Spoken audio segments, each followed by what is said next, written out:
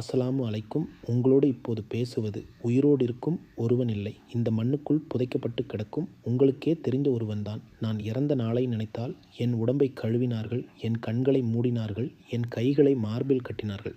அந்த நேரத்தில் தான் எனக்கு புரிந்தது, நான் எடுத்துச் செல்ல முடிந்தது என் அமல்கள் மட்டும்.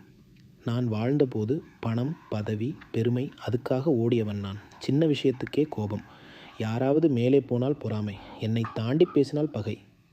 ஆனால் இங்கே இந்த கபருக்குள் முதலில் மண் என் மார்பை நெருக்க ஆரம்பித்தது. அந்த அழுத்தம் சொல்ல முடியாத வேதனை. பின்னர் புழுக்கள் நம் உடல் முழுவதும் மொய்க்க ஆரம்பிக்கும். கண், காது, மூக்கு, வாய் வழியாக உடலுக்குள் புகுந்து தின்ன ஆரம்பிக்கும். நான் பெருமைப்பட்ட இந்த உடம்பு இன்று மண்ணோடு கலக்குது. இதற்காகத்தானா நான் வாழ்ந்தேன்? இந்த மன்னரை வாழ்க்கையை வாழத்தான் போட்டி, பொறாமை, வஞ்சகம், பகை, மன இச்சை, போதை, எத்தனை பாவங்கள். கடலில் கைவிட்டால் விழும் ஒரு சொட்டு நீர் அளவுதான் இந்த இம்மை வாழ்க்கை. ஆனால் அந்த கடல் அளவுக்கு நீளமான மறுமை வாழ்க்கையை நான் மறந்துவிட்டேன்.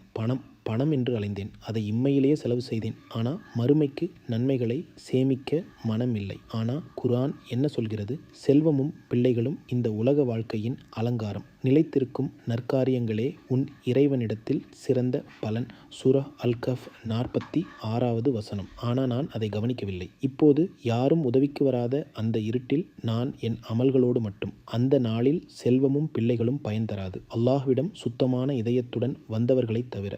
சூரா அஷ்-ஷுஆரா வசனங்கள் 88, 89. இங்கே யாருக்கும் வேறுபாடு இல்லை. பணக்காரனும் ஏழையும், அரசனும் சாதாரண மனிதனும் அனைவரும் ஒரே மண்ணில்தான். என்னுடன் வந்தது 2 விஷயம் மட்டும், என் நன்மை, என் தீமை. நான் செய்த நன்மைகள் இந்த இருட்டில் ஒரு ஒளி போல தெரிகிறது. நான் படித்த குர்ஆன், நான் கொடுத்த சதக்கா, நான் சொன்ன நல்ல வார்த்தை. ஆனால் நான் காயப்படுத்திய மனிதர்கள், நான் விட்ட தொழுகைகள், நான் செய்த பாவங்கள், அவை இங்கே வேதனையாக மாறுகின்றன. மலக்குகள் கேட்டார்கள், உன் ரப் யார்? உன் மதம் என்ன? உன் நபி யார்? உலகத்தில் சொல்லிக் கொண்டிருந்த பதில்கள் இங்கே சொல்ல முடியவில்லை.